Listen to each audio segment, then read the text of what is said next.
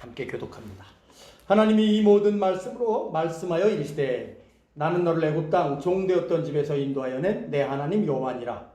너는 나 외에는 다른 신들을 내게 두지 말라. 너를 위하여 새긴 우상을 만들지 말고 또 위로 하늘에 있는 것이나 아래로 땅에 있는 것이나 땅 아래 물속에 있는 것에 어떤 형상도 만들지 말며 그것들에게 절하지 말며 그것들을 섬기지 말라.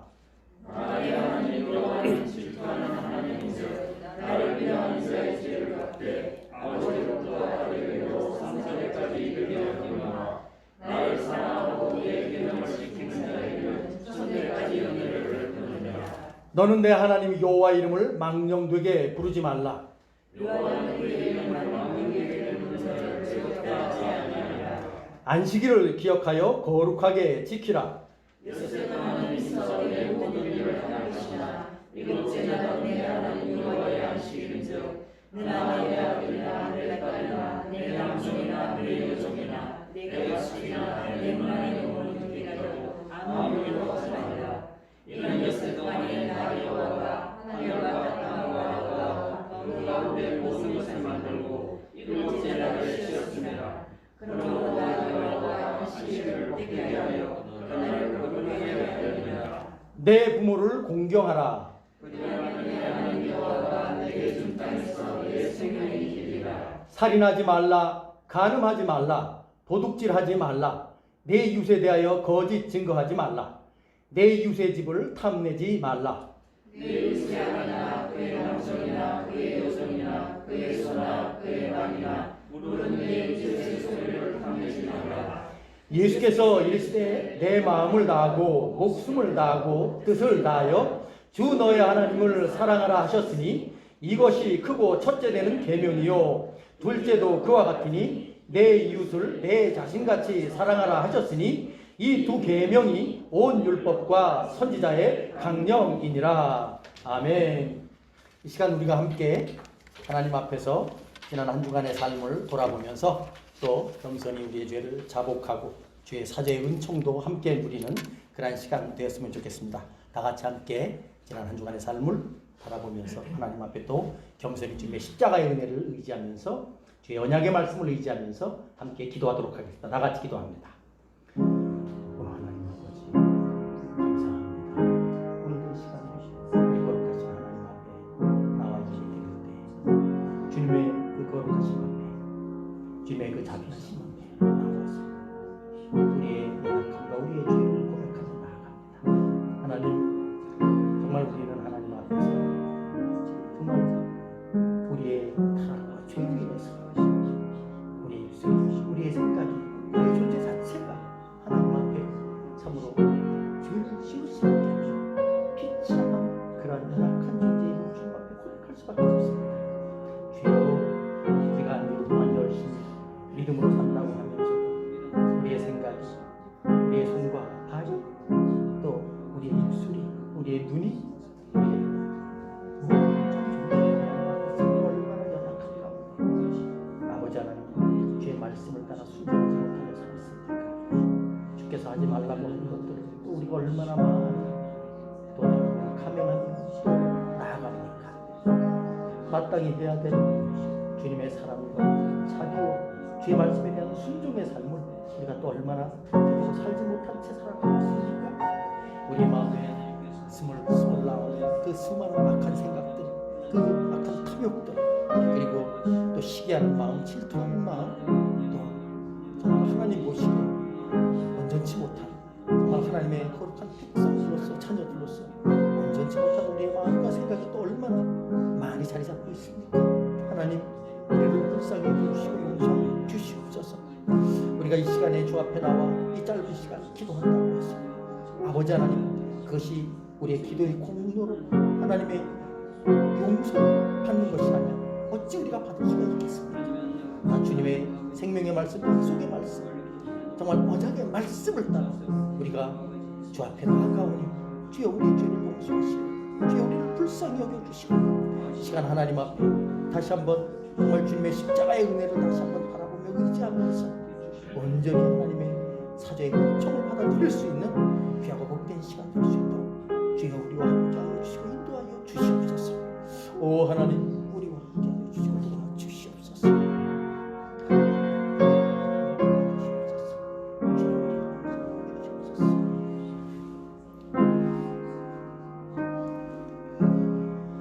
자비롭고 전능하신 하나님 아버지, 저희들은 주의 거룩하신 위엄 앞에 불쌍하고 비참한 죄인임을 고백할 수밖에 없습니다. 하루하루 살아감에 있어서도 온갖 악하고 죄악된 성향을 따라서 살아갈 수밖에 없는 연약한 인생들입니다. 그럼에도 불구하고 독생자 예수 그리스도의 십자가의 은혜를 의지하여 오늘도 이렇게 주님 앞에 우리를 향하신 주님의 은혜와 자비를 믿음으로 바라보며 간구합니다. 은혜로우신 하나님 아버지, 저희들을 긍휼히 여겨주시고 그리스도의 고난과 죽으심을 보셔서 우리의 죄를 사하여 주시되 또한 저희들에게 주의 성령의 은혜를 더하셔서 우리의 연약함과 죄악들을 깨닫게 하시고 그리스도의 죽으심과 부활의 생명을 의지하여 죄에 대하여 죽고 의에 대하여 살아가는 자로 열매 맺는 삶을 살게 하여 주시옵소서. 허물의 사함을 받고 자신의 죄가 가려진 자는 복이 있도다. 마음에 간사함이 없고 여호와께 정죄를 당하지 아니하는 자는 복이 있도다. 내가 이르기를 내 허물을 여호와께 자복하리라 하고 주께 내 죄를 아뢰고 내 죄악을 숨기지 아니하였더니 곧 주께서 내 죄를 사하셨나이다. 아멘. 우리 다 함께 앉으셔서 294장 하나님 앞에 찬양하면서 준비하신 예물 주님 앞에 또 동원하도록 하겠습니다. 찬송가 294장입니다.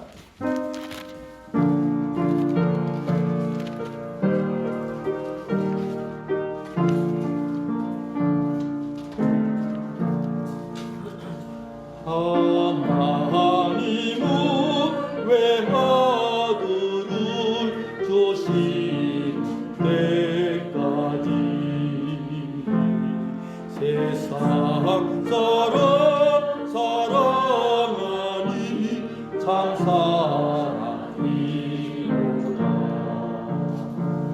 하나님은 사랑이라 죄악에 빠져도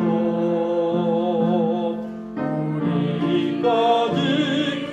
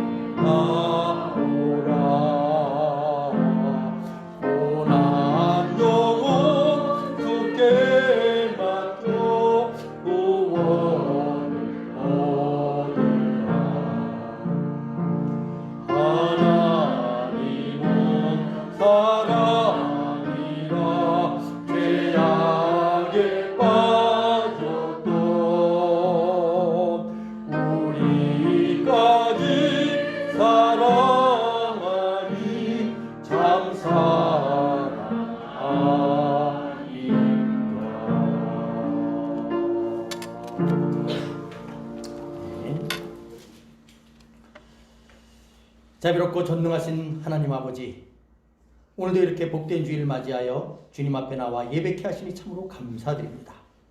주님, 이 예배를 통하여 영광 받으시고 예배 드리는 저희들에게는 다시 한번 주님의 사랑과 은혜 그리고 구속의 경륜 가운데서 나타난 은혜의 언약을 다시 한번 깊이 깨닫고 믿음으로 새로워지는 그런 복된 시간 되게 하여 주시옵소서.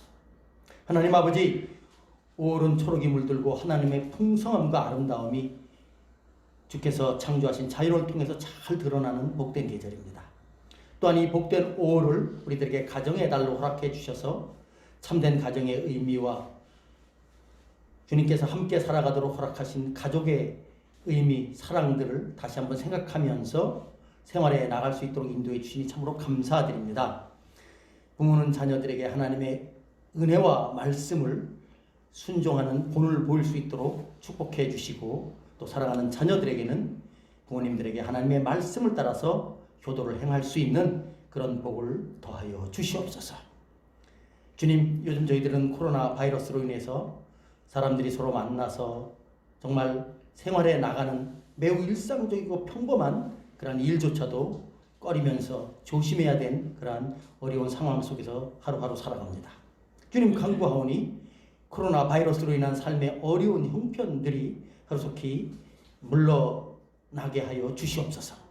아울러 이번 일로 인해서 우리가 얼마나 연약한 인생인가를 다시 한번 깨닫게 하여 주시고, 범사에 우리 주님을 의지하며 살아가는 그런 복된 삶이 되게 하여 주시옵소서.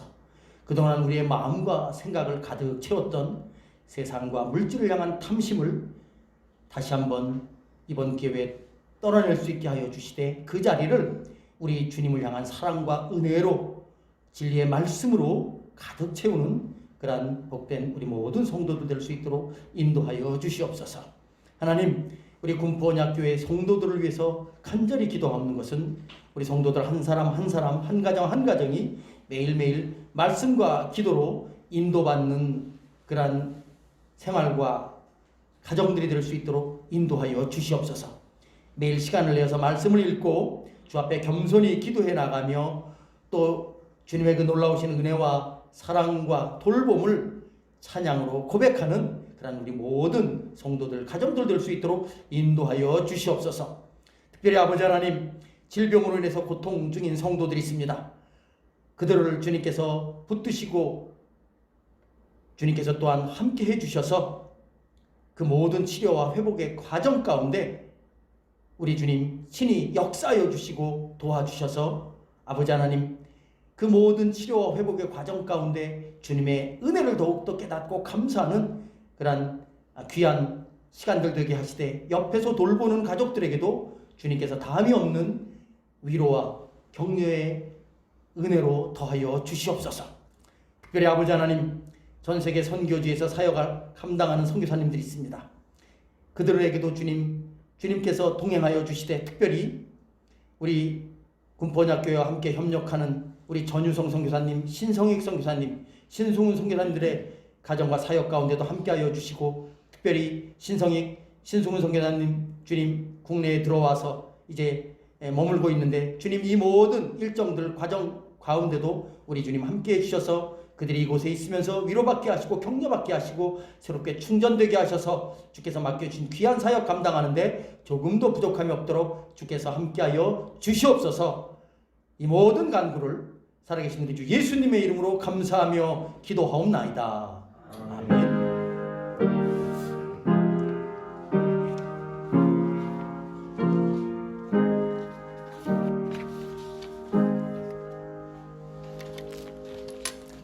우리 찬송가 407장 구주와 함께 나 죽었으니 우리 함께 찬양하도록 하겠습니다.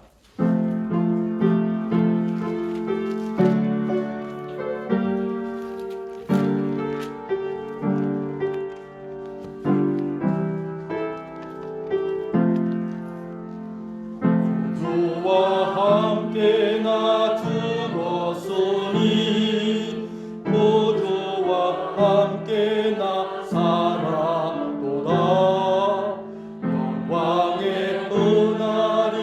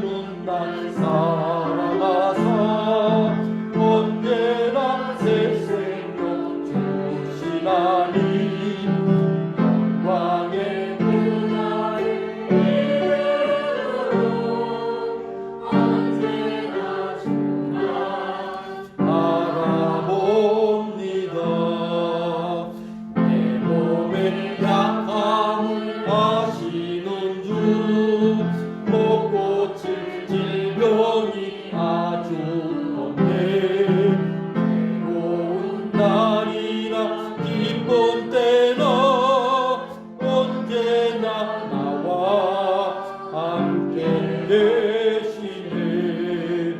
언제나 주는 날 사랑하사 언제나 새 생명 주시나니 영광의 그날에 이루도록 언제나 주만 바라봅니다.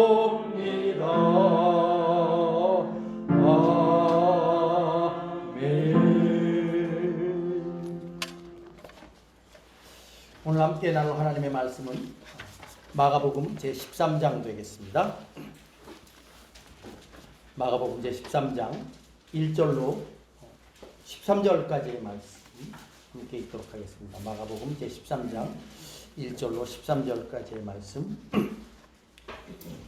제가 봉독하도록 하겠습니다.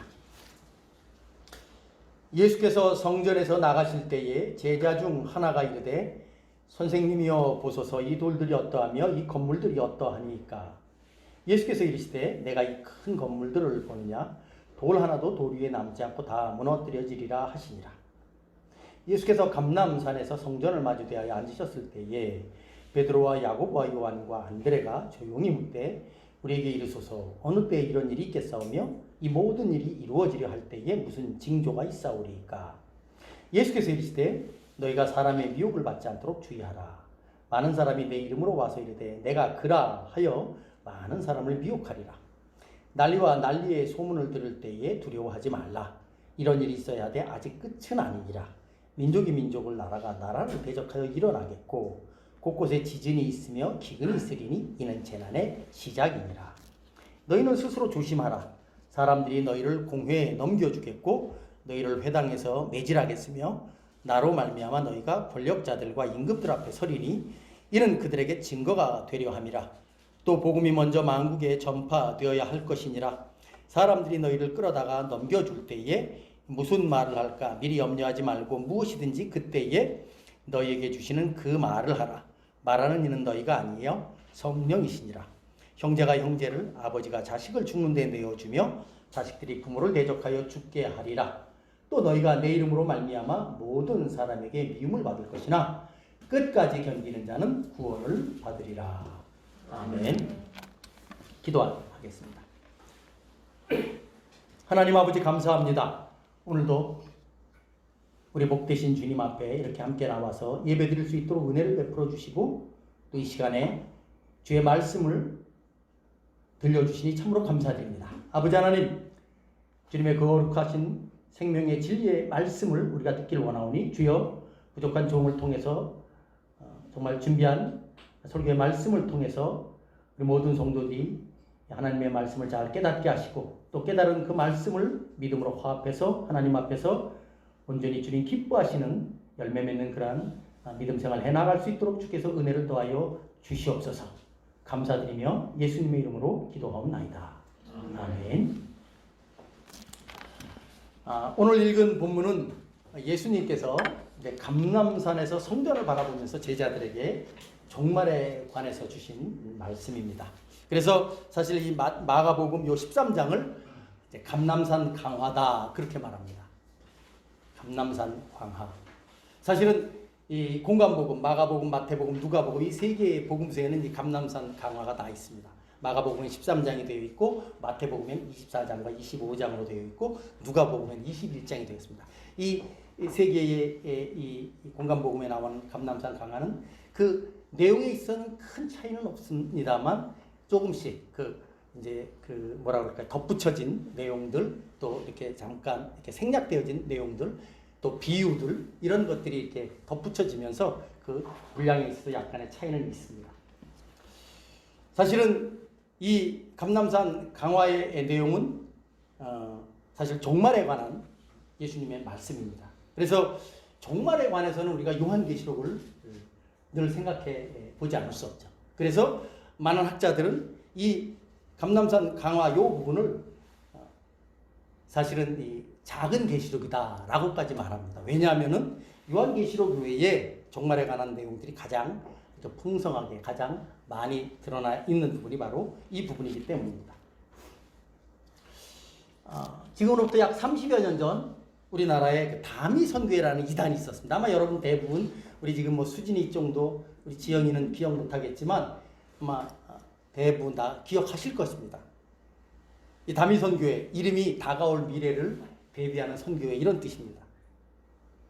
그들은 1992년 지금으로부터 약 28년 전이죠. 1992년 10월 28일에 예수께서 재림하신다고 전국 방방곡곡에 다니면서 이렇게 전했습니다. 지금도 생각납니다. 다미 선교회라고 로고가 붙어 있고 승합차로 전국 방방곡곡에 다니면서 1992년 10월 28일 날 예수님 재림하시니까 휴거 준비하라고.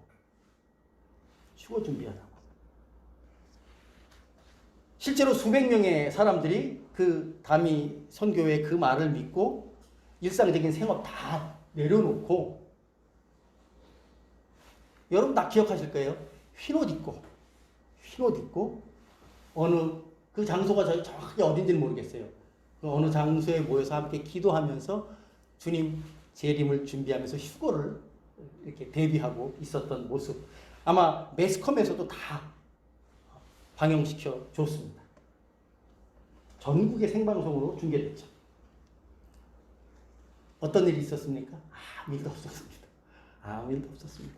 저도 관심을 갖고 봤죠. 마음 한구석에 정말 예수님 재림하시는 거 아니야? 이런 마음이 있었어요. 왜 그럴까요? 성경에 예수님의 재림에 대한 말씀이 있었기 때문입니다. 그리고 또 한 가지 참 저는 나중에 알게 된 사실인데, 그 다미 선교회의 어떤 신학적인 기반을 마련한 사람이 이장님이라는 분인데, 그분은 정통 신학교를 나오고 아주 좋은 주석도 번역하신 분이세요. 그런데 어쨌든 그 다미 선교회의 그와 같은 그릇된 종말 신앙으로 인해서 한동안 우리 한국 교회는 큰 어려움에 빠졌었습니다. 왜냐하면 일단은 그 다미 선교회의 그 잘못된 메시지를 추종해서 모든 하던 일 다 내려놓고, 그 중에 또 어떤 사람들은 가지고 있는 재산 다 팔아가지고 다미 선교에서 하는 일에 다 이렇게 재산을 바쳤겠죠? 왜? 뭐 예수님 재림하셔서 휴거되면 이 세상에 있는 재물은 아무 소용 없으니까. 그런 사람들이 꽤 많습니다. 부지기수입니다. 그래서 사실 이 다미 선교회의 그 잘못된 종말 신앙으로 인해서 그것을 추종했던 수많은 사람들, 꽤 많은 인원수의 사람들이 정말 뭐 재산적인 손해는 말할 것도 없이 그들의 어떤 그 정신적인 피폐함과 또한 신앙적인 그런 황폐함은 이루 말할 수가 없을 것입니다. 게다가 또 한국 교회 전체적으로 어떤 어려움이 있었냐면은, 그 다미 선교회 사건이 있고 난 이후부터는 교회에서 함부로 종말 신앙에 대해서, 예수님의 재림에 대해서 언급하기가 조심스러운 상황으로 빠져들어가게 됩니다. 왜? 예수님의 재림에 대해서 얘기하면 이상하게 보거든요. 그러나 사실은 성경에 분명히 예수님의 재림에 대해서 말씀을 하고 있고, 이 세상의 종말에 대해서 성경이 분명하게 이야기하고 있기 때문에 우리가 알아야 할 분명한 신앙의 고백과 교리의 내용에는 예수님의 재림과 종말에 대한 내용들이 있습니다. 그런데 다미 선교회 사건 이후로는 교회에서 아주 신학교 교수가 그런 이제 조사를 했는데, 그 사건 이후로 급격하게 종말에 대한 설교가, 교육이, 가르침이 교회에서 급격하게 줄어들었다라는 통계를 제시한 적이 있었습니다. 사실은 다미 선교회뿐만이겠습니까? 얼마 전에는 여러분 다 아실 거예요. 은혜로 교회라고 신옥주 여자 목사인데 이 과천에 있습니다. 거기서는 어떻게 했습니까? 이제 곧 예수님 재림하시는데 안전한 장소가 있다? 그것이 어디? 피지섬으로 가서 그곳에서 얼마나 되는 인원수가 갔는지 몰라도 꽤 많은 인원수가 다 갔습니다. 글로 가는 과정에 또 배 타고 가다가 또 풍랑 맞아서 죽기도 하고, 그리고 그곳에서 이상한 그 강제 노역시켜서 사람이 죽기도 하고, 그리고 또 타작마당이라고 하는 이상한 훈련이라고 할 것도 없고, 그야말로 아주 황당무계한 일들을 하면서 종말 신앙을 가르치고 있습니다. 아주 가까운 데 있습니다. 지금 우리가 살아가는 이 그 동시대에 그러한 사람이 있죠. 뭐 그뿐입니까?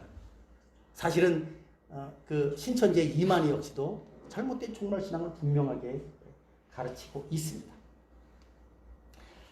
사실 이러한 것들을 보면은 우리가 살아가는 이 시대에는 끊임없이 그와 같은 정말 이단들이, 특별히 예수님의 재림과 관련된, 세상의 종말과 관련된 그런 이단들이 끊임없이 생겨나는 것을 우리가 알 수가 있습니다.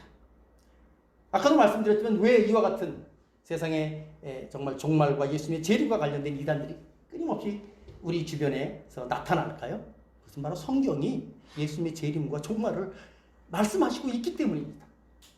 분명히 성경이 예수께서 재림하시고 이 세상에 종말이 있다는 사실을 말씀하시고 있는데, 그런데 그것을 성경 말씀대로 가르치지 않고 미혹당해서 자신들의 사욕에 빠져서 그것을 잘못 가르치기 때문에 이로 인한 수많은 폐해들이 지금 한국 교회에 아주 널리 퍼져 있는 것이죠.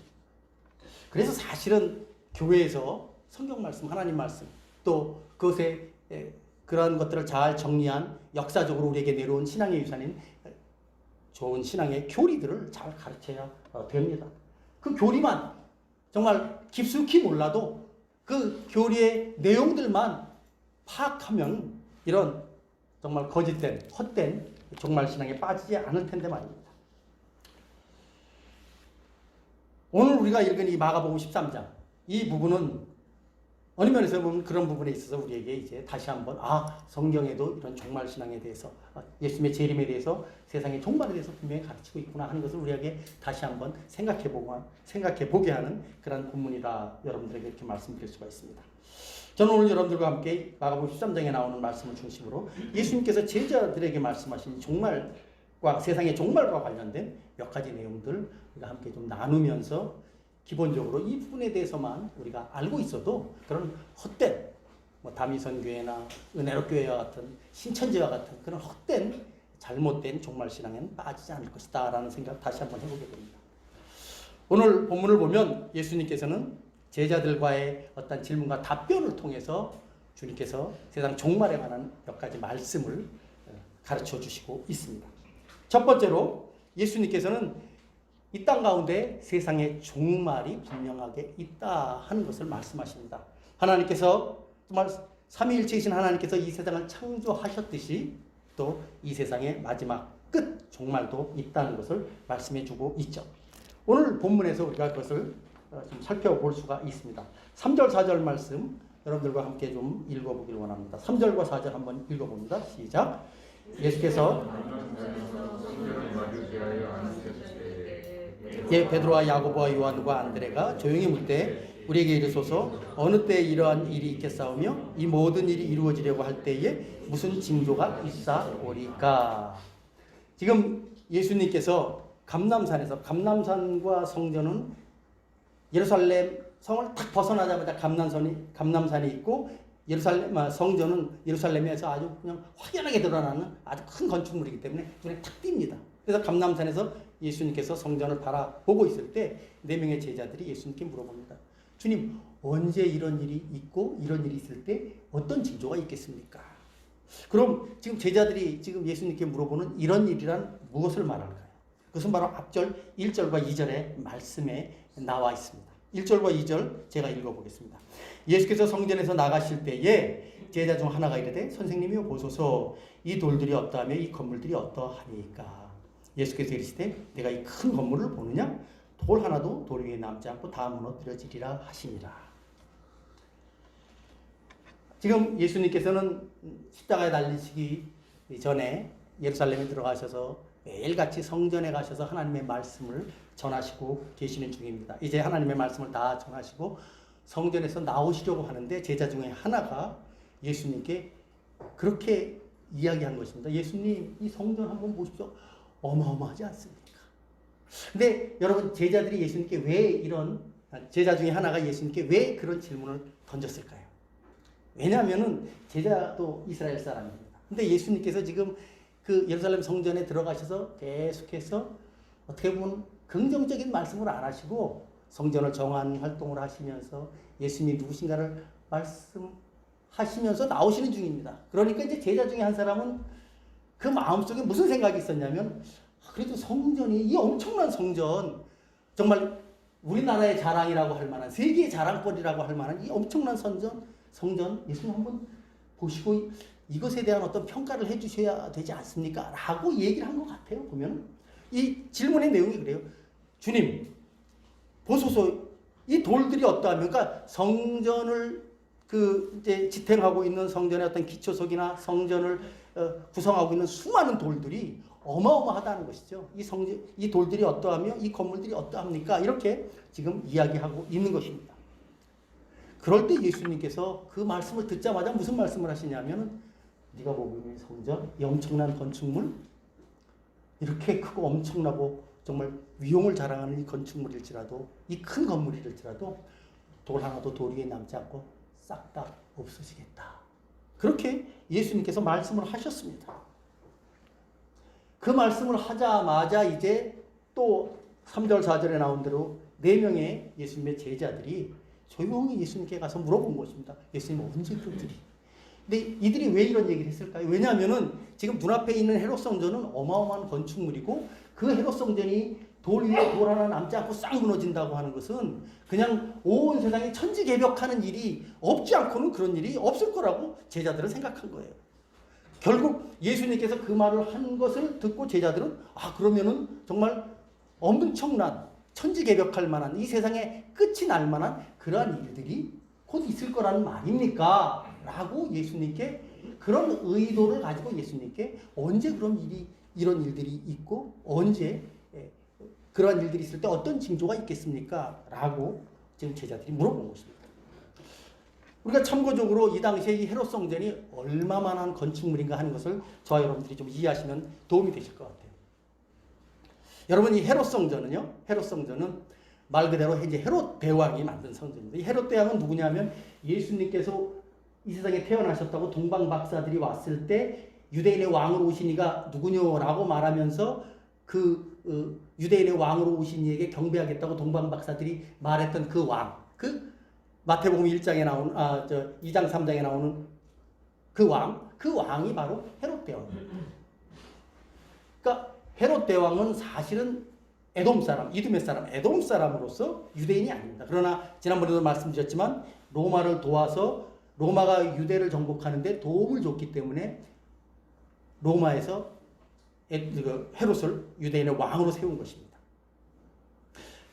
헤롯은 에돔 사람으로서 그 종교적으로 아주 치열한 삶을 살아왔던 유대인들, 이방인들을 정말 극도로 혐오하는 유대인들을 자신이 통치하기 위해서 그들에게 어필할 만한 뭔가를 해야 될 필요가 있었죠.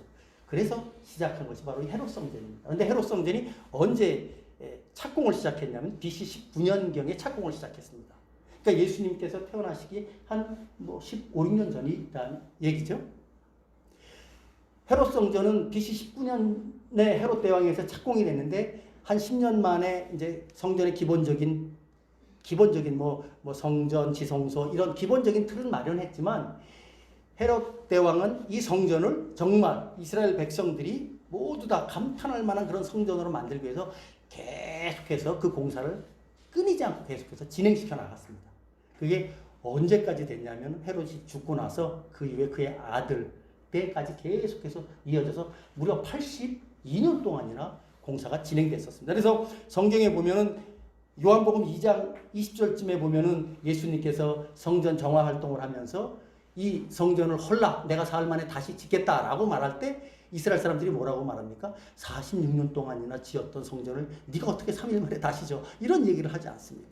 그 당시에도 이 헤롯 성전은 완공이 안 되고 계속해서 지어져 가고 있었던 거예요. 그래서 82년 동안이나 지었다 그러니까 언제 완공이 됐냐면 AD 63년에 완공이 됩니다. AD 63년. 그러니까 예수님께서 십자가에 달려 죽으시고 부활하시고 승천하신 다음에 약 30년 지난 다음에 완공이 됩니다. 그런 게 헤롯 성전이에요. 그러니까 이 헤롯 성전은 그 당시에 이스라엘에서도 가장 위대한 건축물일 뿐 아니라 로마 제국 내에서도 꽤 유명한, 원래 로마 제국은 엄청난 건축물들이 많이 있었기 때문에요. 꽤 유명한 건축물이에요. 그래서 이 헤롯 성전은 예루살렘 면적의 약 6분의 1 정도를 차지할 정도로 엄청난 성전이었습니다.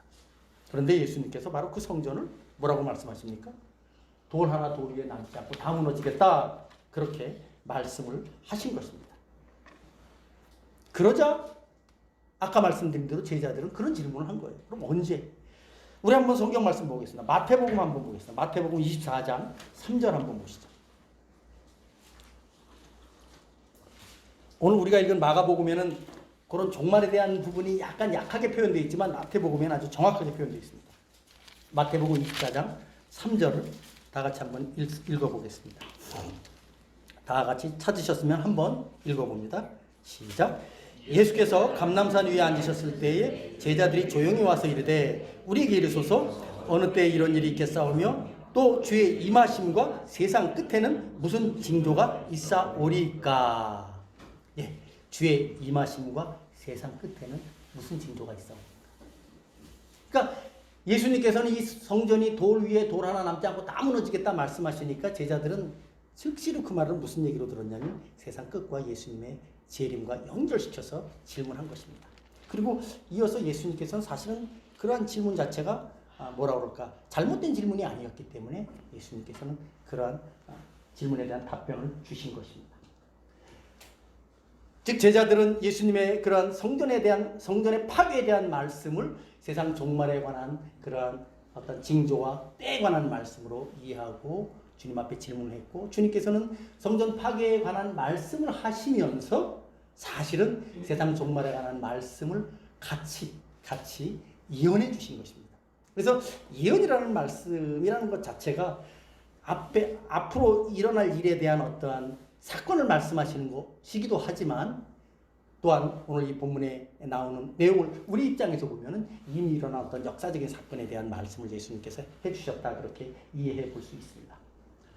그렇다면 오늘 예수님께서 제자들에게 말씀하신 세상 종말 또 예수님의 재림과 관련된 말씀에서 우리가 알아야 될 정말 내용은 무엇일까? 오늘 본문을 보면 크게 세 가지를 예수님께서 정리해서 말씀해 주시고 있습니다.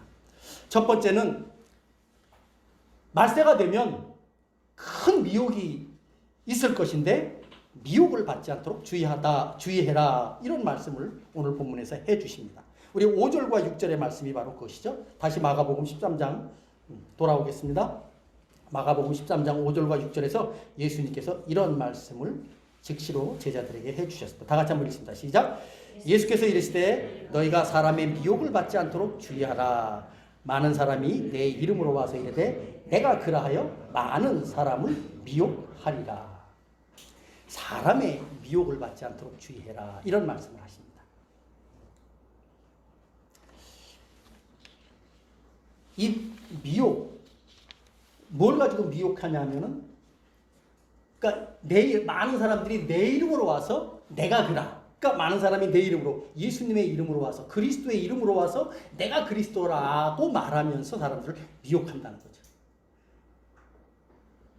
오늘 본문에서 우리는 사람의 미혹, 그러니까 성경의 말씀이 아닌 사람의 말이 우리에게 잘못 전달될 때 그것이 미혹이 될 수 있다는 사실을 말씀해 주고 있고요. 또 한 가지, 미혹이라는 것은 어떤 의미가 담겨져 있냐면 그냥 거짓으로 누구를 속이는 것을 우리가 미혹에, 예를 들어서 뭐 제가 뭐 가족들하고 또는 뭐 여러분들하고 이야기하다가 그냥 제가 다른, 그러니까 잘못된 말, 거짓말을 여러분들에게 할 수 있지 않습니까?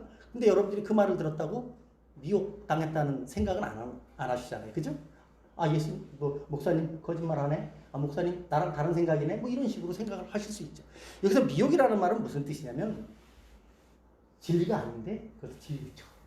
거짓을 가지고 진리로 둔갑시켜서 사람들을 유혹하는 것입니다. 이걸 미혹이라고 하는 것입니다. 이 미혹에 빠지면 사람들은 거짓인데 진리로 알기 때문에 사람들은 큰 마음의 상처를 받고 그 영혼이 황폐해지는 것이죠. 오늘 본문에서 예수님께서는 바로 그 말을 하는 것입니다. 내가 사람의 미혹을 받지 않도록 주의해라. 근데 무슨 미혹이냐면 바로 예수 그리스도에 대한, 내가 그라, 즉 거짓된 메시아들이 정말 메시아가 아닌데 자신을 메시아라고 주장하는 그러한 거짓 그리스도들이 나타난다는 말씀을 오늘 본문에서 하고 있습니다. 여러분, 우리나라에도 정말 거짓 메시아 많이 있습니다. 이미 죽은 메시아도 있죠. 통일교회 문선명, 전도관의 박태선, 하나님의 교회 안상홍, 또 그 부천에서 있었던 영생교회 조희성, 이런 사람들 다 자기가 메시아라고 얘기했습니다. 자기가 그리스도요, 자기가 참감람나무라고 얘기했습니다. 그런 사람들이에요. 그들은 이미 죽었음에도 불구하고 그들을 따랐던 사람들은 아직도 그 미혹에 빠져 있습니다. 또 지금 살아있으면서 자신이 메시아라고 주장하는 그런 정말 거짓 적그리스도가 있죠. 누가 있습니까? 이만희, JMS의 정명석, 그 밖에 수많은 크고 작은 많은 적그리스도가 어마어마하게 많은 것을 우리가 알 수가 있습니다. 우리 주변에 보면은 아니 어떻게 저런 말도 안 되는 그러한 거짓을 진리로 믿고 저렇게 사람들이 따라다니고 있지? 라고 생각할 정도로 미혹당한 사람들이 많다는 사실을 저와 여러분들은 아셔야 합니다. 그래서 오늘 예수님께서는 그런 자들에게 그런 사람의 미혹을 당하지 않도록 주의해라 그렇게 말씀하고 있습니다. 그리고 말세가 되면 될수록 이런 거짓 메시아들은 점점 그 숫자가 줄어들지 않고 많아진다는 사실을 이야기하고 있습니다. 사실 저와 여러분들이 한 가지 이제 그 말세라는 말, 또 종말 말세라는 말을 들을 때 우리가 한 가지 좀 그 생각을 좀 바꿔야 할 것들이 있어요. 그건 뭐냐면 우리는 말세 그러면 약간 그 말세에 대해서 약간 부정적인 생각을 하고 있습니다. 그것은 뭐냐면 그만큼 우리가 살고 있는 지금 살아가고 있는 이 세상에 우리가 마음을 깊이 기울이고 있다는 뜻인데, 사실은 성경에서 말하는 종말 말세는 우리에게 매우 긍정적이고 매우 희망적인 메시지를 주고 있는 단어라는 사실을 기억하시면 좋겠어요. 성경에서는 사실 우리가 살아가는 지금 이 세상은 비정상적인 하나님 보시기에 비정상적인 세상이에요. 왜? 죄와 부패로 가득 차 있는 세상이기 때문에. 하나님께서 보시기에 정상적인 세상은 어떤 세상이에요? 타락하지 않은 정말 타락하지 않은 상태에서 살아가는, 하나님께 영광 돌리며 살아가는 세상이 정상적인 세상입니다. 지금 우리가 살아가는 이 세상은 타락된, 오염된 세상이기 때문에 하나님 보시기에는 비정상적인 세상이고, 하나님께서는 이 타락된, 오염된 이 세상을 이제 하나님의 공의공으로, 하나님의 거룩하심으로 정리하시고 정죄하셔야 됩니다. 그 최종적인 정리의 날이 바로 말세입니다. 근데 말세는 그 중에 마지막 부분이죠. 성경에서는 언제를 말세로 이야기를 하냐 하면은 예수님의 초림부터 재림까지의 요 기간을 말세라고 말합니다. 그러니까 지금 우리는 말세를 살아가고 있는데, 예수님께서 이 땅에 초림하신 지 벌써 2000년이 지났기 때문에 말세 끝, 그래서 말세 지말이라고 말하고 있죠. 말세 끝이 다가오면 다가올수록 어떻습니까?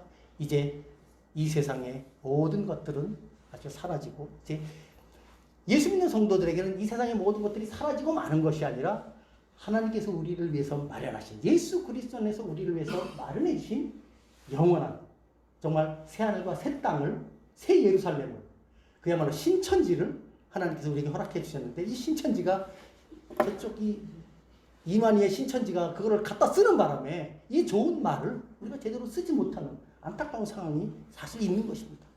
말세도 그와 같은 것이죠. 말세는 절대로 우리에게 부정적인 게 아닙니다. 말세 지말이다. 그러면 사실은 이제 우리의 구원이 점점 더 가까이 왔다는 사실을 우리가 알아야 하는 것이죠.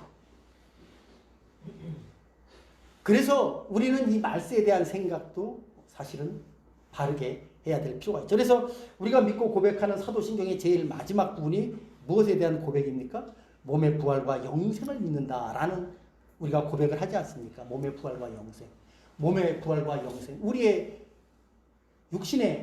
몸의 부활은 누구를 통해서 일어나는 것입니까? 처절매이신 예수 그리스도로 말미암아, 예수 그리스도의 은혜와 능력으로 말미암아 주님께서 우리에게 우리의 몸의 부활을 약속해 주신 것이고, 우리가 그 예수 그리스도와 함께 우리 몸의 그 영원한 생명에 믿음으로 동참할 때, 연합될 때 우리에게 영원한 생명이 약속되어 있는 것 아니겠습니까? 그렇기 때문에 이것이 언제 완전하게 우리에게 성취되고 나타납니까? 그것은 바로 주님께서 재림하실 때, 이 세상에 종말이 올 때 우리에게 나타난다는 것을 우리가 믿는다면 결코 말세는 우리에게 결코 부정적이고 나쁜 것이 아니라 우리가 소망하고 바라야 할 그러한 놀라운 때라는 사실을 우리가 알아야 됩니다. 그래서 초대교회 성도는 마라나타 주여 주 예수여 어서 오시옵소서라고 그렇게 고백했던 것이죠.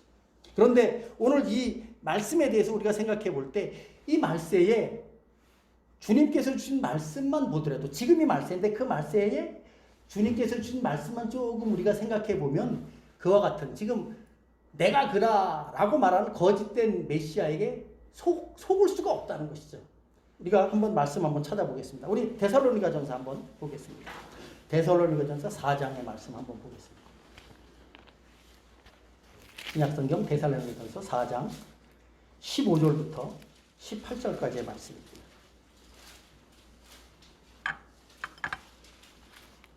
데살로니가전서 4장 15절부터 18절 우리 신약 331쪽입니다. 제 성경책으로. 다 찾으셨으면 한번 좀 읽어보도록 하겠습니다. 다 같이 있습니다. 시작. 우리가 주의 말씀으로 너희에게 이것을 말하노니 주께서 강림하실 때까지 우리 살아남아 있는 자도 자는 자보다 결코 앞서지 못하리라. 주께서 호령과 천사장의 소리와 하나님의 나팔 소리로 친히 하늘로부터 강림하시리니 그리스도 안에서 죽은 자들이 먼저 일어나고 그 후에 우리 살아남은 자들도 그들과 함께 구름 속으로 끌어올려 공중에서 주를 영접하게 하시리니 그리하여 우리가 항상 주와 함께 있으리라. 이러므로 이러한 말로 서로 위로하라. 이 말씀 보면 예수님께서 강림하실 것은 온 세계가 다 압니다. 하늘로부터 주의 천사장의 호령과 구름 가운데 하나님의 영광 가운데 나타날 것이기 때문입니다. 그리고 먼저 그리스도 안에서 죽은 자들이 호련히 부활의 몸을 입을 것이고 우리 이 땅 가운데서 살아있는 우리들도 역시 동일하게 주님의 재림과 함께 우리의 몸도 놀라운 주님의 부활체와 같은 몸으로 변화돼서 주님을 영접할 것이다. 이것을 휴거라고 말을 하지 않습니까? 사실 저는 이 말씀 읽으면서 한동안 그런 생각했어요. 아니 지구가 둥글고 낮과 밤이 다른데 어떻게 전 세계 사람들이 동시에 예수님께서 오심을 알 수 있을까? 그냥 그 당시에는 뭐 동시에 모르더라도 하룻밤 지나면 다 알겠지. 뭐 요 정도 생각하고 있었는데 오늘날은 사실은 이제 그런 우려는 없어졌다고 해도 과언이 아닙니다. 왜? 전 세계가 이제 지구촌이 됐습니다. 우리와 정반대인 칠레에서 일어나는 일도 오늘 우리는 동시에 알 수 있는 그런 상황 가운데 되었기 때문이죠. 우리는 이런 말씀들을 통해서 정말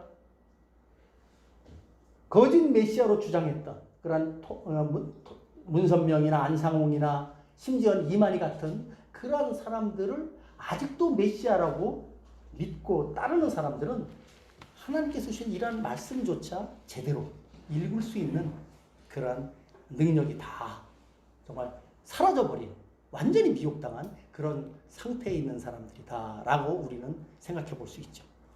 그러나 우리가 이러한 말씀들을 상식적인 그런 견지에서 이해해 볼 때도 우리는 지금 그들이 주장하는 그런 거짓된 메시아는 완전히 적그리스도요, 정말 거짓된 메시아요, 미혹의 사자들이다라는 사실을 우리는 이해해야 할 것입니다. 두 번째로 오늘 본문을 보면 예수님께서는 이제 말세의 징조 중에 또 한 가지 중요한 징조 중에 하나는 사회적인 혼란과 더불어 전쟁의 소문이나 또는 지진, 기근과 같은 세계적인 재앙들이 점점 증가한다라는 사실을 말씀해 주고 있습니다. 우리 7절로 8절의 말씀이 바로 그 내용들이죠. 제가 한번 7절과 8절의 말씀 한번 읽어보겠습니다.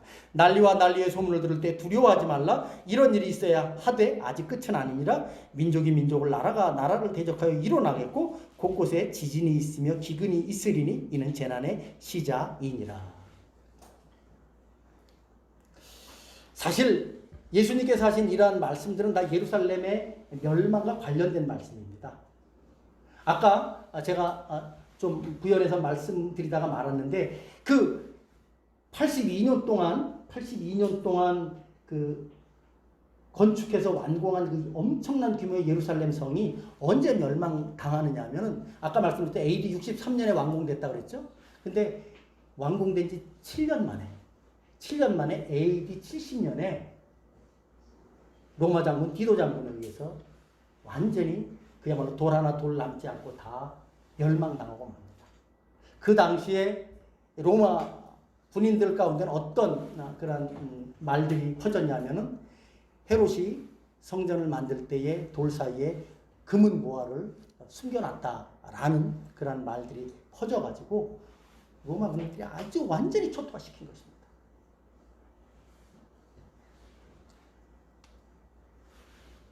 그렇게 예루살렘이 완전히 멸망당하기 전까지 예수님께서 하셨던 이런 말씀들이 이스라엘의 역사 가운데 계속 있어 왔던 것은 사실입니다. 난리와 난리 소문도 있었고, 그리고 여러 가지의 그런 기근과 지진들도 있었습니다.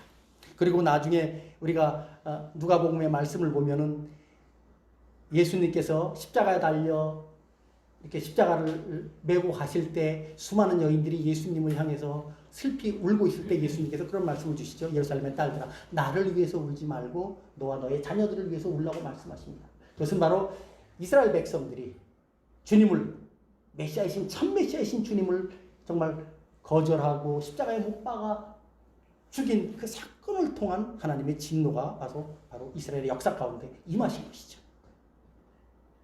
오늘 본문은 사실 그 이야기를 하고 있는 것입니다. 그러면서 아까 말씀드린 것처럼 이 말씀은 단지 이스라엘의 역사만이 아니라 또 주님의 재림을 향한, 이 세상의 종말을 향한 그러한 징조와 내용까지도 예언해 놓으신 말씀이기 때문에 이와 같은 말씀들은 그대로 오늘날 우리도 생각해 볼 수 있는 그런 예언의 말씀이 되는 것이죠. 여러분, 오늘 이 말씀에 나와 있던 내용들은 그대로 우리가 지금 실감하고 있습니다. 사실 어떻게 보면 과거에 비해서 오늘날은 그야말로 엄청난 과학기술의 발달, 농업기술의 혁명, 그리고 의료 및 보건의 혁신, 인터넷을 비롯한 통신수단의 발달로 지금까지 인류가 큰 문제로 여겼던 어떤 식량의 문제, 건강의 문제, 이런 것들 사실은 다 이제 해결되어야 마땅한 것처럼 보이는 세상입니다. 그러나 실제는 어떻습니까? 그러나 실제는 그렇지 않죠. 도리어 이처럼 엄청난 과학기술의 문명과 발달로 말미암아 전 세계가 하나로 되면서 평화롭게 살 것만 같은데 실제로 오늘날 우리의 삶의 모습은 어떻습니까? 전혀 그렇지 않은 것을 보게 됩니다. 우리가 지금 경험하고 있는 코로나, 그 작은 미세한 바이러스 하나만으로도 전 세계가 공포에 떨고 있죠. 뿐만 아니라 지금 한 나라, 어느 나라에서 전쟁이 벌어지면 그 나라의 전쟁뿐만이 아니라 사실은 전 세계가 그 전쟁에 같이 몰입되어가는, 같이 이렇게 참여할 수밖에 없는 그런 상황 속에 빠져 들어가고 있습니다. 이처럼 우리의 삶의 여러 가지 조건들과 형편들을 보면은 오늘 예수님께서 말씀하신 이런 첫째 나라와 난리 소문, 나라와 나라, 민족과 민족, 기근과 지진은 없어야 마땅할 것 같은데 그렇지 않다는 것이죠. 오늘 주님께서 말씀하신 대로 우리의 삶의 여건과 조건과 상관없이 계속해서 이와 같은 세상 종말을 향한 이러한 징조와 역사들은 계속해서 있다는 사실을 분명하게 말씀하고 있고 우리가 오늘날 살아가면서 이것을 더 많이 깨닫고 있습니다. 그래서 사실은 저와 여러분들은 이 시대를 살아가면서 우리가 지금까지 겪어보지 못했던 그러한 크고 작은 오늘 본문에 나오는 난리와 난리, 소문, 기근, 또 지진, 이와 같은 일들이 벌어지면 이건 자연현상이야 라고 그냥 그렇게 치부하시지 말고 그 자연현상 속에서 하나님께서 주시는 분명한 메시지 들어야 합니다. 그리고 마음의 준비를 해야 할 것입니다. 오늘 주님은 바로 이 말씀을 통해서 그러한 마음의 준비를 할 것을 말씀해 주고 있죠. 마지막 세 번째로 생각해 볼 것은 이런 말세의 징조 중에 하나는 바로 복음에 대한 계속적인 핍박이 있을 거라는 것이죠. 그럼에도 불구하고 그 복음은 계속해서 전 세계를 향해서 계속해서 증거된다는 사실을 또 말씀하고 있습니다. 9절과 10절의 말씀이 바로 그 내용이죠. 우리 한번 9절과 10절의 말씀 다 같이 한번 읽어보도록 하겠습니다. 다 같이 읽습니다. 시작. 너희는 스스로 조심하라.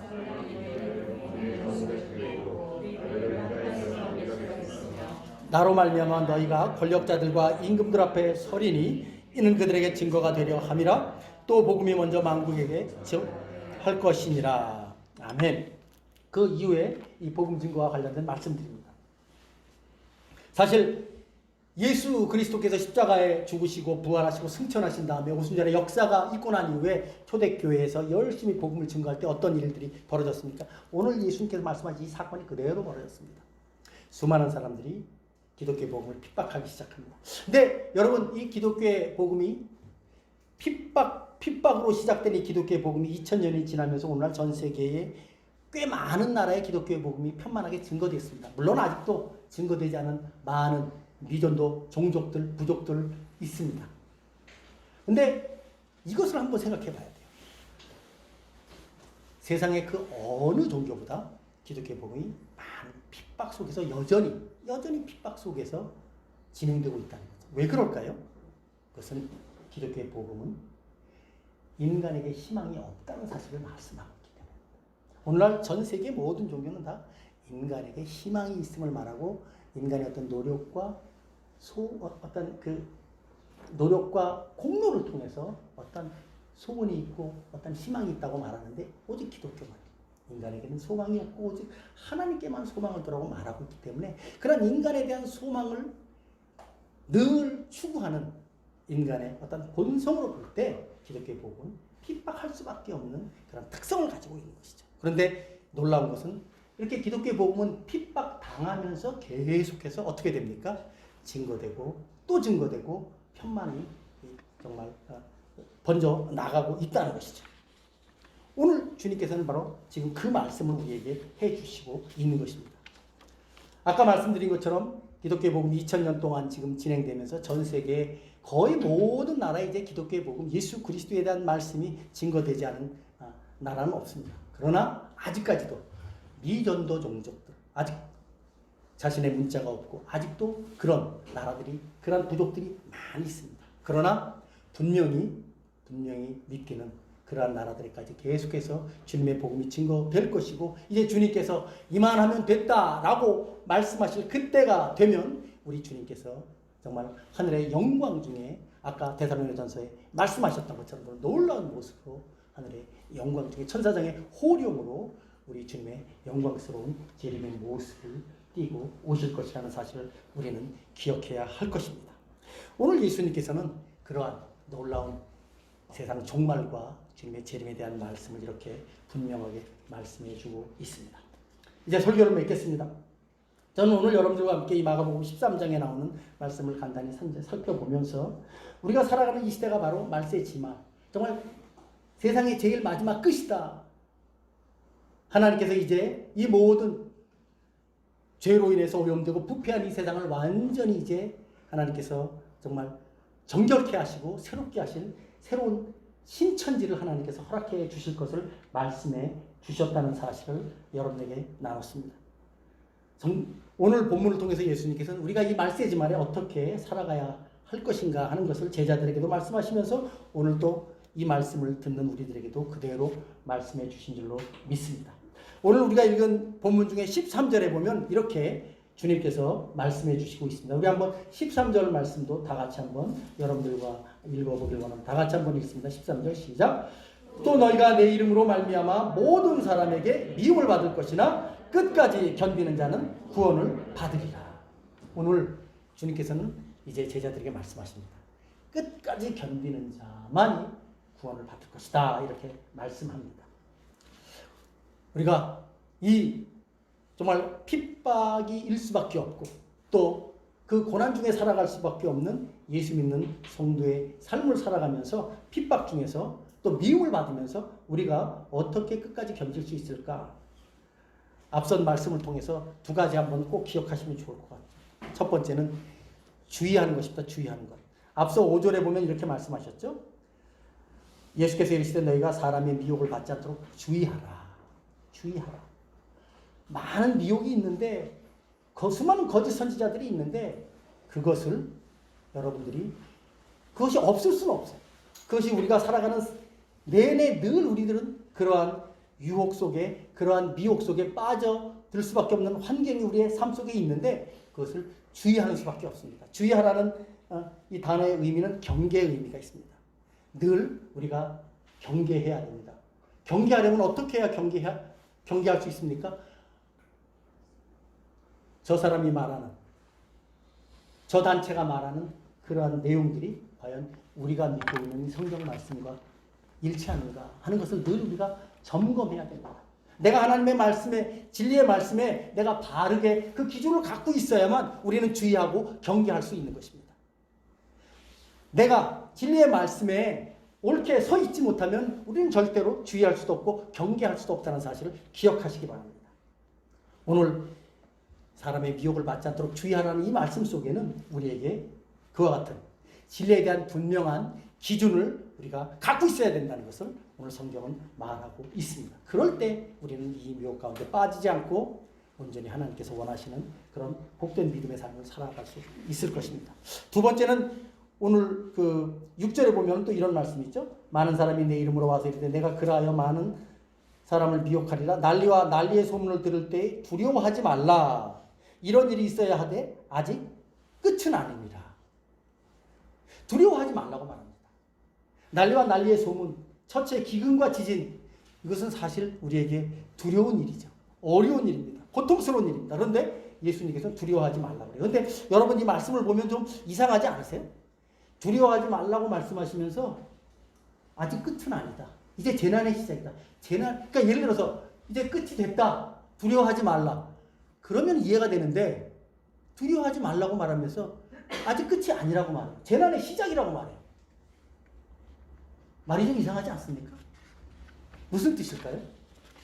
예, 이것은 이 재난, 세상의 첫째 기근과 지진, 이것 우리가 이 땅 가운데 살아가면서 예수 믿는다고 해서 이러한 일들 속에서 우리가 제외되지는 않습니다. 우리가 대한민국에 살면서 코로나에서부터 예수 믿는다고 해서 제외됩니까? 아니에요. 우리도 똑같이 코로나 때문에 위협을 받고 있고 우리나라의 경제 상황이 안 좋으면 우리가 똑같이 경제적으로 어려움 당할 수 있습니다. 그런데 오늘 주님께서는 무슨 말씀하냐면 이것이 끝이 아니라 재난의 시작이다. 그렇기 때문에 두려워하지 말아라. 이런 말씀을 주세요. 이게 무슨 뜻입니까? 이 말씀의 의미는 사실은 우리는 이 세상에 소망을 둔 사람이 아니라는 것입니다.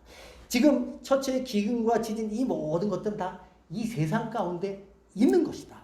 그러나 우리는 이 세상에 속해서 살아가지만 우리의 본당은 하나님의 나라고 하나님의 보호 아래 있고 하나님의 주권 아래 있기 때문에 이것이 재난의 시작일지라도 그것이 우리의 본질을, 우리의 존재 자체를 해할 수 없기 때문에 두려워하지 말라고 말씀해 주신 것입니다.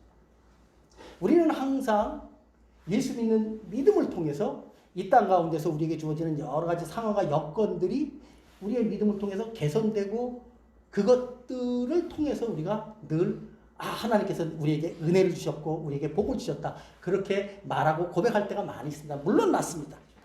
하나님께서는 우리에게 힘을 주시고 위로를 주시고 견딜 수 있는 은혜를 주셔서 우리의 삶의 여러 가지 형편과 어려움들을 넉넉하게 잘 견딜 수 있게 해줍니다. 그리고 때로는 그 상황을 호전시켜 주셔서 지금까지 어려웠던 여러 가지 형편들을 바꿔주십니다. 그러나 우리에게 더욱더 놀라운 은혜는 뭐냐면 그리 아니하실지라도 저와 여러분들은 우리의 삶의 형편과 상황이 바뀌어지지 않을지라도 하나님께서 당신의 자녀로 택하시고 구원하신 하나님의 백성들은 영원하다는 것이죠. 오늘 성경은 바로 그 얘기를 하고 있는 것입니다. 너희는 영원한 하나님의 보호를 받는 자들이기 때문에 두려워하지 말라는 것입니다. 오늘 본문은 바로 그것입니다. 저와 여러분들이 이 땅 가운데서 세상 종말과 말세지 말에 앞으로 우리가 살아가면서 어떻게 우리의 삶의 환경과 여건들이 바뀌고 어떻게 될지 모릅니다. 누가 알겠습니까? 다 모릅니다. 그럼에도 불구하고 저와 여러분들이 분명하게 굳건하게 붙잡아야 될 분명한 신앙은 무엇이냐면 우리의 이 땅의 삶의 모습이 어떠하든지 간에 우리는 하나님의 거룩한 백성들로 택함받고 예수 그리스도 안에서 예수 그리스도를 믿는 믿음을 통해서 하나님의 거룩한 자녀가 된 그런 신분이라면 우리는 영원한 하나님의 보호 아래 있다라는 이 놀라운 사실을 절대로 놓쳐서는 안 된다는 것이죠. 그런 예수 그리스도 안에는 신앙으로 인해서 우리는 하나님의 놀라운 복된 자녀라고 하는 하나님의 천국에 속한 백성이라고 하는 그런 분명한 신분의 확신을 통해서 이 땅 가운데서 우리가 정말 뭐라 그럴까요? 능력 있게 떳떳하게 견고하게 살아갈 필요가 있다는 사실을 오늘 성경은 우리에게 말해주고 있는 거예요. 그래서 두려워하지 말라는 것입니다. 비록 재난의 시작일지라도 두려워하지 말라는 것입니다. 그것이 너희를 결코 침해하지 못한다는 사실을 말씀해주고 있는 것입니다. 사랑하는 성도 여러분, 다시 한번 주님의 말씀을 전한다면 정말 지금은 말세지 말입니다. 언제 예수님 오실지 모릅니다. 그래서 저와 여러분들이 항상 이제는 언제라도 예수님 오시면은 주님 맞이하실 준비를 하셔야 됩니다. 성경에 보면 예수님은 언제 오신다고 말씀하십니까? 아무도 예수님이 오신다는 생각하지 않을 그때 오신다고 말합니다. 그러니까 우리 모두가 다 편안하다, 안전하다 할 그때에 예수님께서 오실 수 있습니다. 그것이 오늘일지 내일일지 아무도 모릅니다. 왜? 성경은 그 말씀 전혀 해주시지 않으셨거든요. 그래서 예수님은 그러나 반드시 오십니다. 그러나 예수님 오셨을 때 우리는 어떠한 마음으로 주님 앞에 나아가야 합니까? 주님의 은혜를 우리가 믿는다면, 주님의 은혜 안에서 살아간다면 주님 오시는 것을 우리가 두려워하지 말고 감사하면서 주여 어서 오시옵소서라고 한 초대교회 성도들의 그 놀라운 신앙을 저와 여러분도 가져야 될 줄로 믿습니다. 바라기는 우리가 오늘 이 본문을 통해서 주의하면서 두려워하지 않으면서 끝까지 견디는 그런 복된 신앙을 가지고 우리 주님을 잘 믿고 섬기면서 주님의 오심을 대망할 수 있는, 주님의 재림을 대망할 수 있는 저와 여러분 되시기를 예수님의 이름으로 축원합니다. 기도하겠습니다. 하나님 아버지 감사합니다. 오늘 저희들에게 마가복음 13장의 말씀을 통해서 세상 종말에 관한 예수님의 재림에 관한 귀한 말씀을 우리에게 허락해 주시니 감사합니다. 아버지 하나님, 우리가 이 세상을 살아가면서 우리는 항상 우리의 눈과 우리의 시선이 이 세상에 머물고 있습니다. 이 세상의 삶의 형편이 좀 더 좋아지길 바라고 있고, 이 세상에서 우리의 삶의 모습이 좀 더 나아지길 바라고 소망하는 마음들이 있습니다.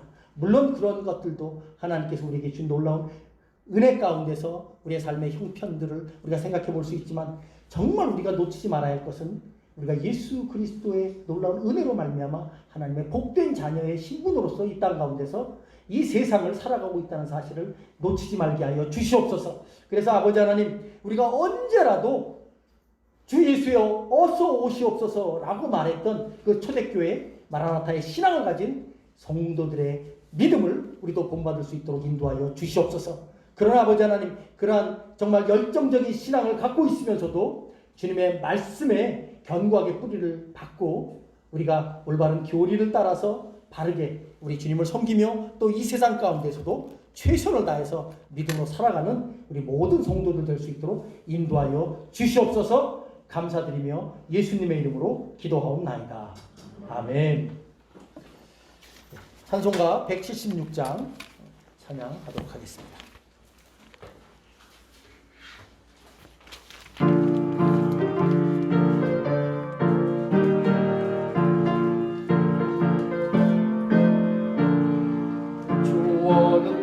다시 오실는지 아는 이가 없으니 등 밝히고 너는 깨어 있어 주를 반겨 맞으라. 주 안에서 우리 몸과 마음이 깨끗하게 되어서 주 예수님 다시 오실 때에 모두 기쁨으로 맞으라. 주 오늘에 다시 오신다면 부끄러움 없을까. 잘하였다 주님 칭찬하며 우리 맞아주실까. 주 안에서 우리 몸과 마음이 깨끗하게 되어서 주 예수님 다시 오실 때에 모두 기쁨으로 맞으라. 주 예수님 맡겨주신 일에 모두 충성 다했나. 내 맘 확신 넘칠 때에 영원한 식 먹겠네. 주 안에서 우리 몸과 마음이 깨끗하게 되어서 주 예수님 다시 오실 때에 모두 기쁨으로 맞으라. 주 예수님 언제 오실는지 한밤이나 낮이나 늘 깨어서 주님 만난 성도 주의 영광 보겠네. 주 안에서 우리 몸과 마음이 깨끗하게 되어서 주 예수님 다시 오실 때에 모두 기쁨으로 맞으라. 아멘. 이제는 우리를 구속하신 우리 주 예수 그리스도의 은혜와 독생자 예수 그리스도를 아끼지 않고 내어주신 하나님의 그 만극하신 사랑하심과 이 놀라우신 구원의 복음을 우리에게 알게 하시고 깨닫게 하시고 믿게 하시는 성령님의 감화, 감동, 위로, 교통하심과 역사하심이 이제 곧 오실 주님의 재림을 분명히 믿고 의지하면서 바라보면서 이 땅 가운데서 정말 경계심 갖고 주의하면서 두려워하지 않고 끝까지 견디길 소망하는 우리 군포원학교의 모든 믿음의 성도들 위해 그리고 그들의 가정과 직장과 사업장 위에 그리고 이 나라 이민족 위에 이제부터 영원까지 함께 하시기를 간절히 축원하옵나이다.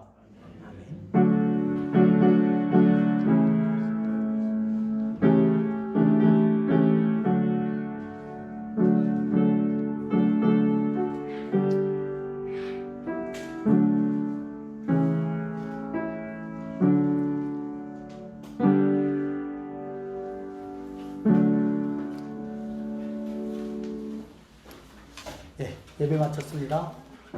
오늘 뭐 이렇게 좀 늦은 시간이지만 또 잠시 또 오랜만에 만났으니까 잠시 교제하시고 커피도 한 잔씩 하시고 또 다과도 간단히 준비했으니까 나누시고 가시면 좋겠습니다.